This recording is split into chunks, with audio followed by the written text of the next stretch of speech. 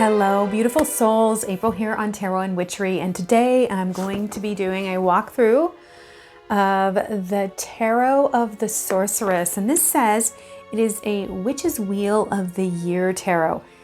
I'm going to try really hard to get this name right. Bérengère de Moncy. I think that's right. So I'm looking forward to this. I pre-ordered this and it's come, so let's dive into it. Again, this is a walkthrough. I will be doing a before you buy on this.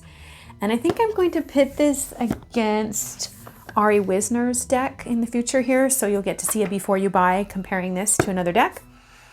But before we do, I just want to let you know that down in the description box, you can find out all sorts of cool things about me and what I'm doing. And also there's some free printables down there for you if that's something that you want. Let's jump into these cards and see what kind of wonderful mysteries are in here. Here we go. It comes in a magnetic box, a little bit bigger actually than the cards. I have peeked. So here's the book. And of course, when I do the before you buy, I will get into all of this and talk about the book and how it works, but you can see that it is a full color book. Okay, so the first thing I noticed is this funky box with this insert. I don't know if artists have a say in whether or not they were going to do these kinds of boxes or not, but I just want to say, dear artists out there, please don't. You can see that mine actually came already ripped. It's already broken. So, I mean, that's kind of a bummer. Inside of the box, really pretty. You guys know I'm a box buff. Here's the gilding. It's shiny gilding. I love the shape of this card. First thing right out of the box, excuse me, you'll see that it's a little bit longer of a card, a little narrower, and I always enjoy that. I like the backs. They're really pretty. Okay. Actually, maybe we want to start on this side because that's the end of the deck. So this is black and white with foil on it. And so we have the Fool here, and you will see here she is, the witch with all of her tools on her belt, flying off towards what? Is that the moon? Is that planet Earth? Yeah. Again, I'm going to switch this so I have less of a shadow here. I'm going to go a little quicker just because there's a lot of cards here. Interesting High Priestess. Very unique robes on there. This feels very ceremonial, which I guess sorcery would be a little bit more ceremonial in its presentation, although this says that this is a Witch's Wheel of the Year. So that will be interesting for me to see how that plays out here. The Empress, quite lovely. She is pregnant.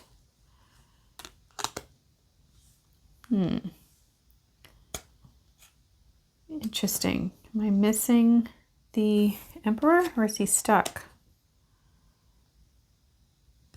I don't have an Emperor. That's weird. I'm gonna have to see up. There it is. I was like, what the heck? Okay. They're out of order. That's so interesting that these were stuck together in the wrong order. So we have the Empress and then the Emperor. There's the sign for Aries in there. Hierophant. I like this Hierophant a lot.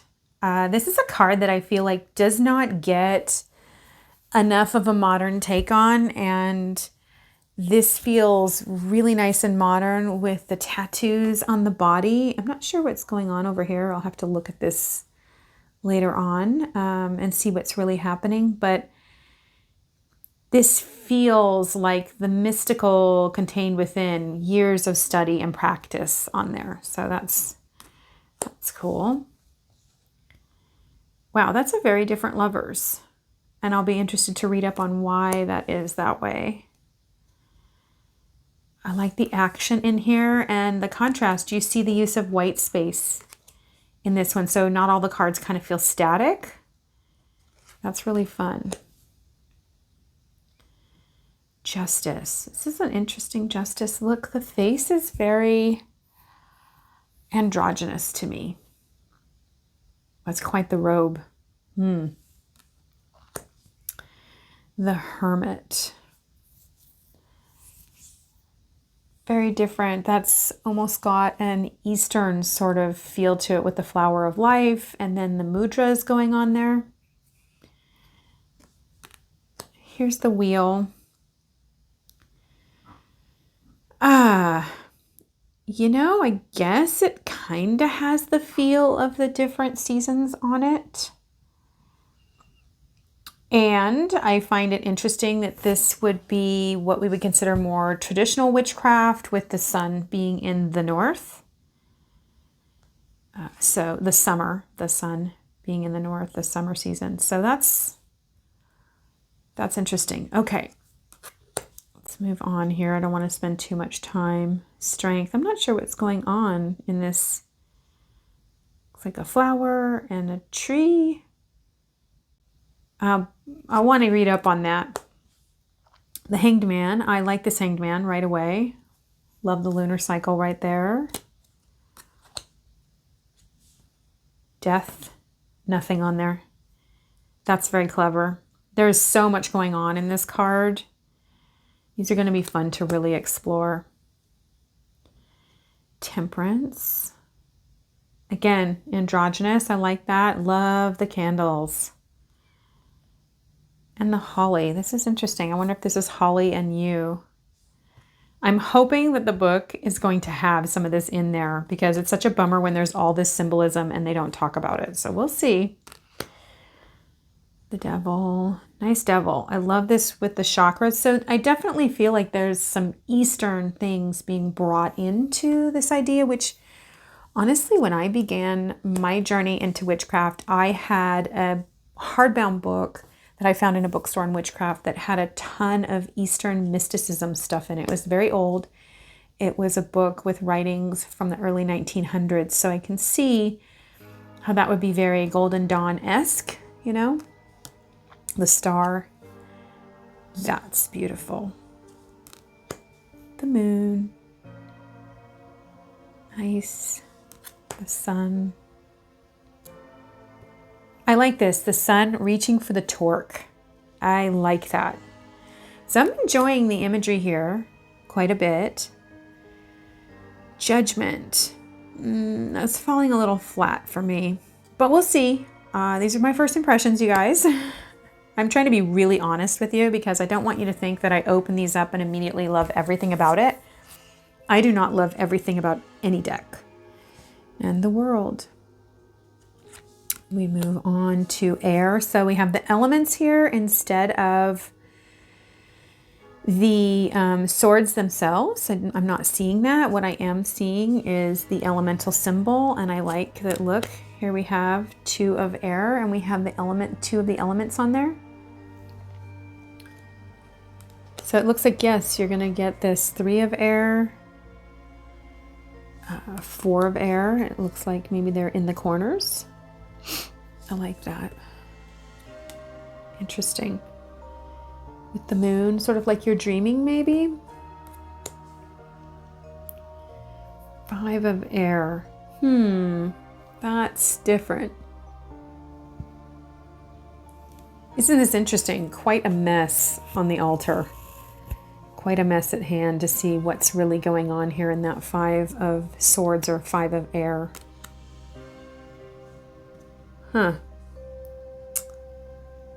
I will be interested to see if this is maybe like a reference to Merlin's Crystal Cave on the 6 of air. We'll see. Very different imagery here. So in a way, it's kind of Pippish. Pips with interesting feels. That's very different for 7 of swords. I'll have to really look at that. I better go a little quicker, you guys. I'm sorry I'm going so slowly. You know, let's just go back, because these are big ones. 8 of swords. And the seed pods being released. I'm not sure what's going on here, if it's tied up. Like a bundle has been made. Interesting. 9. There's like a flute being played. I think of, like, this is more melodic, but again, the same, are they is it lavender? What? I don't know what this is, but again, you see it again here. It'll be interesting for me to do the before you buy. I haven't dove into this. And then the 10. Really interesting. Like I feel like this deck could challenge me to get outside of what I think I know about tarot and get some new ideas. So I look forward to reading the book on this one. Okay. Page of Air. So here we get into the court. These cards are very busy. Very, very busy. I like ornate cards. You may not. Let's see. Queen of Swords. I like that. She's got quite the sword. And she looks very serious. And she's got 2 owls with her. King. Very fascinating. What is he doing here? One eye open, one eye closed. This is going to be very interesting. I better speed up. Sorry, guys. I'm going to go faster. I swear. Oh, and then night. So very golden dawn. Super golden dawn. You've got king and then night. So night ending the suit as the pinnacle of it. And I have no idea what constellation this is, so it'll be interesting to see. Nice. That's really lovely. So let's move into water. Again, I love the fact that it has the symbols on it. So if you're not used to using, or if you're not used to seeing and using these symbols, you're going to get really good at it pretty quickly using this deck. 4 of water, 5. Interesting. Again, with the candles that are kind of, you know, overflowing on one another in the fireplace. Yeah, it'll be interesting to really see what this imagery is, because it doesn't immediately grab me. It doesn't immediately make me feel as though that goes in line with what I normally think of. So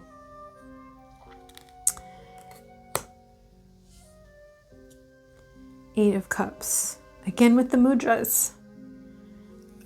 Quite a few different mudras going on here. So that will be interesting to see. This is, you know, like India spirituality, or possibly Buddhist spirituality with this. So different, not what I think of, but this is not my path particularly, right? Here's the Page of Water. Page of Cups. That's interesting. Queen of Cups. She looks like her brow is knit. Knight.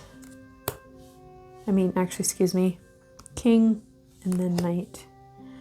Again with the constellations here, and we have a female for the Knight, which is kind of neat to see. A little bit of diversity there. Ace of Fire.